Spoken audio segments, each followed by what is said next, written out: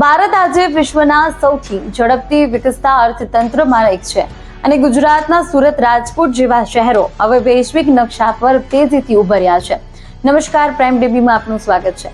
Oxford economic અભ્યાસ અનુસાર વિશ્વના ટોપ 10 ઝડપી વિકસતા શહેરોમાં સુરત અને રાજકોટનો સમાવેશ થયો છે. 2019 થી 2035 દરમિયાન રાજકોટનો વિકાસ દર 8.33% રહેશે એવી નોંધ છે, જ્યારે કે શહેરનું જીડીપી 62,000 કરોડથી વધી 2.45 લાખ કરોડ સુધી પહોંચવાની સંભાવના છે. મજબૂત માર્ગ વ્યવસ્થા, સુધરતું ઇન્ફ્રાસ્ટ્રક્ચર અને સ્થાનિક ઉદ્યોગોની ગતિ એ વિકાસના મુખ્ય આધાર છે. પરંતુ આ તેજ વિકાસ સાથે ટ્રાફિક, પાણી પુરવઠો, ડ્રેનેજ, પર્યાવરણ પર દબાણ અને સુયોજિત શહેરી આયોજનોનો અભાવ જેવા પ્રશ્નો વધી રહ્યા છે.